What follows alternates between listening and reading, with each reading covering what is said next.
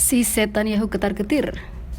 Dia akan segera digulingkan oleh pemberontakan di partainya sendiri, Likud dan oposisi bersatu. What Israel actually wants once the dust settles, and with the death toll rising, Netanyahu finds himself surrounded by people who want to replace him. It's clear that Netanyahu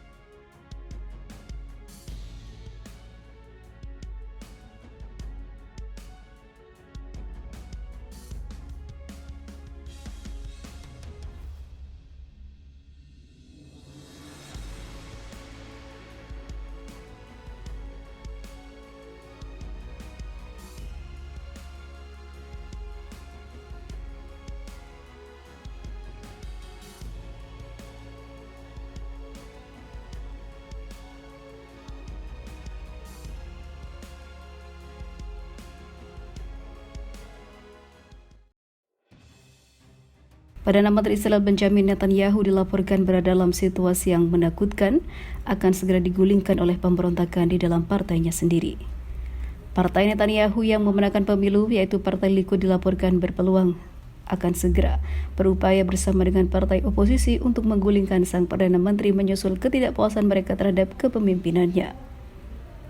Menurut media lokal, pada hari Selasa dikutip Anadolu Agency, pemimpin partai oposisi Yair Lapid secara khusus mengatakan kalau partai Yesh Atid yang dia pimpin siap memberikan suara untuk menggantikan Netanyahu dengan Yuli Edelstein dari partai Likud. Kandidat lain yang masuk hitungan sebagai pengganti Netanyahu adalah Benny Gantz atau Gadi Eisenkot, keduanya dari partai oposisi biru dan putih. Ketika ia mencoba untuk mengendalikan situasi, Netanyahu berupaya untuk menunjuk kembali menteri-menteri yang mengundurkan diri berdasarkan hukum Norwegia dengan alasan penutupan kementerian-kementerian yang tidak diperlukan. Demikian yang dilaporkan oleh surat kabar Yediot Ahronot. Berdasarkan hukum Norwegia di Israel, seorang anggota Knesset yang memperoleh jabatan menteri menyerahkan kursinya di Knesset atau parlemen kepada anggota partai yang mencalonkan diri dalam pemilu dan tidak dapat memenangkan kursi. Dalam beberapa hari terakhir,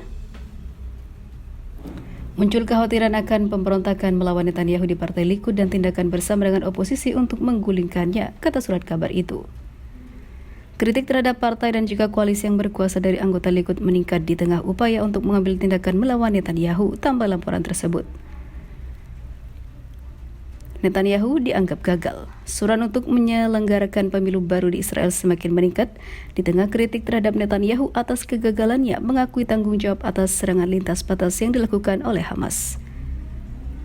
Sebelumnya, jejak pendapat yang dilakukan media Israel dalam beberapa hari terakhir menunjukkan jika pemilu dini diadakan sekarang, maka Netanyahu bisa tersingkir.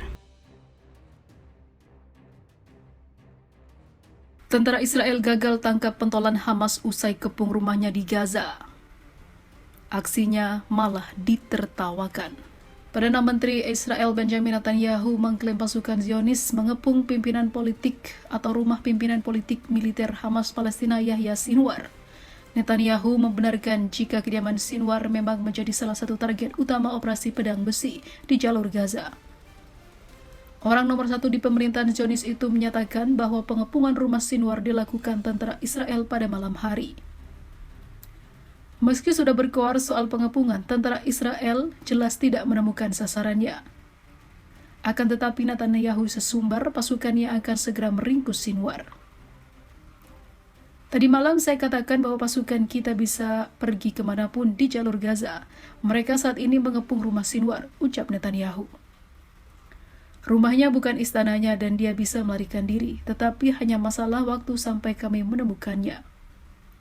Keberadaan Sinwar memang tak diketahui jelas. Bak hantu, ia tetap mampu mengendalikan dan mengkoordinir pasukan sayap militer Hamas, Brigade Is Adin Al-Qassam dalam bayangan. Dalam laporan yang dilansir Viva Militer dari Reuters, seorang warga sipil Israel sempat ditawan oleh Hamas mengaku berjumpa langsung dengan Sinwar di terowongan bawah tanah Gaza. Warga Israel itu diketahui adalah Yoshefet Lifshitz yang mengklaim adalah seorang aktivis. Wanita berusia 85 tahun yang menyebut jika Sinwar melakukan tindak kekerasan terhadap para aktivis yang disandra juga tidak benar. Di sisi lain, aksi pengepungan yang dilakukan IDF itu malah berujung tak mendapatkan hasil. Pentolan Hamas yang diintainya malah tidak ada hingga Israel menyerah dan memilih untuk meninggalkan rumah Yahya yang terkepung itu. Warga Israel yang anggota keluarganya masih menjadi sandera Hamas marah seusai bertemu Perdana Menteri Benjamin Netanyahu. Pertemuan itu dilakukan saat Israel kembali menggelar pengeboman ke jalur Gaza setelah gencatan senjata selama 1 pekan yang berhasil memulangkan 100 sandera Hamas.